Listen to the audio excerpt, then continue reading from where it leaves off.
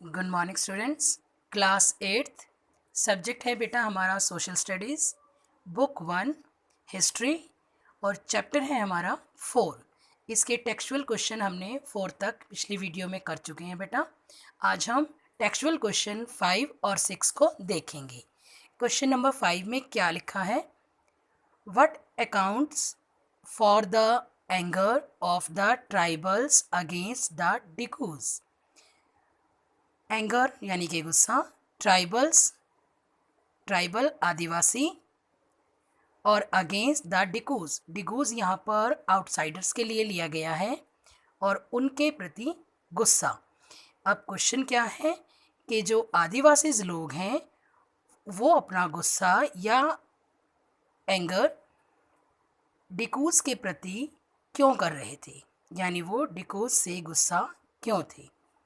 Missionaries होते हैं बेटा जो कि धर्म वगैरह से संबंधित लोग, जिन्हें हम ईसाई वगैरह ले लेते हैं। मनी लैंडर जो ज़मीन का कर्जा देने वाले, और ये हिंदूज लैंडलॉर्ड यानी कि हिंदू ज़मींदार, एंड द ब्रिटिश ऑफिशियल यानी कि अंग्रेज़ अधिकारी were considered डिकूज।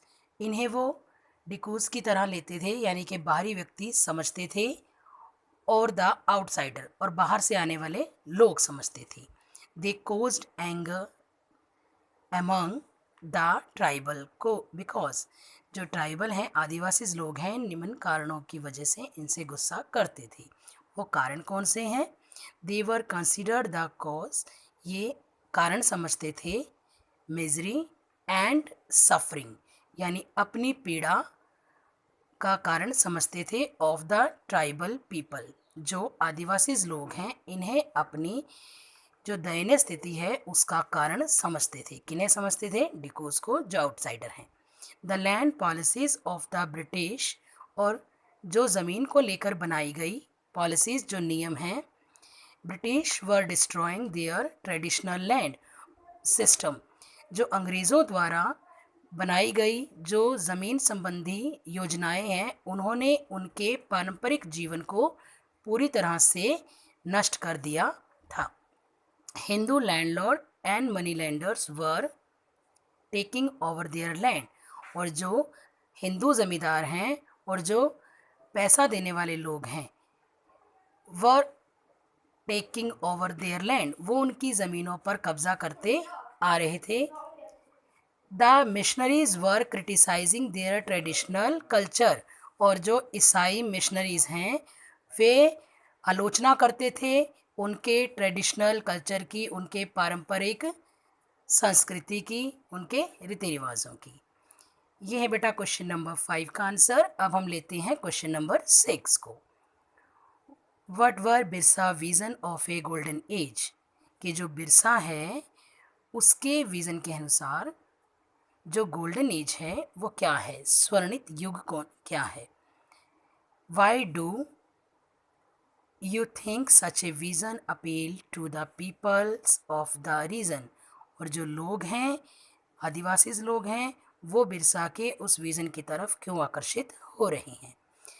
Birsa talked about the golden age as the age, जो बिरसा है वो बात करता है गोल्डन एज स्वर्ण युग की, एज द एज उस एज के रूप में, when people lived a good life, जिसमें लोग एक अच्छा जीवन जीते थे, when they constructed embankment tapped natural spring, जिसमें व्यक्ति जो आदिवासी हैं वह स्वयं बैंक तटबंध बनाते थे और नेचुरल तरीके से फुहारों को कंट्रोल करते थे या फुहारों से काम करते थे। When they freely planted tree, वो पेड़ लगाने के लिए पूरी तरह से फ्री थे, and orchards practise cultivation to earn their living, और खेती अपने हिसाब से कर कर अपना जीवन, सुखमय जीवन जी रहे थे। When the people lived honesty without harming each other, वो अपना जीवन ईमानदारी से जीते थे, विदाउट हार्मिंग ईच अदर, एक दूसरे को नुकसान पहुंचाए बिना।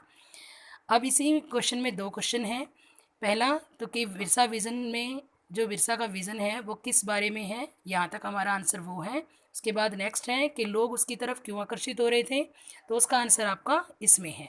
Birsa vision appeal to the people because people had to suffer at the hands of the landlords, moneylender, and were made devoid of their rights due to exploitative British policies. जो Birsa vision है उसकी तरफ लोग इसलिए आकर्षित हो रहे थे क्योंकि लोग काफ़ी लंबे समय से अंग्रेज़ अधिकारियों के हाथों और जो ज़मींदार हैं उनके हाथों और जो ब्याज देने वाले आड़ती हैं उनके हाथों काफ़ी लंबे समय से पीड़ा वाला जीवन जी रहे थे। डिवॉइड देयर राइट्स, जिससे उनके कारण वो अपने राइट्स खो चुके थे, अपने अधिकार खो चुके थे। टू एक्सप्लॉयटेटिव ब्रिटिश पॉलिसीज़, और ब्रिटिश शासन की पॉलिसीज़ से उनका शोषण हो रहा था। यहाँ तक बेटा हमारे टेक्सचुअल क्वेश्चन थे।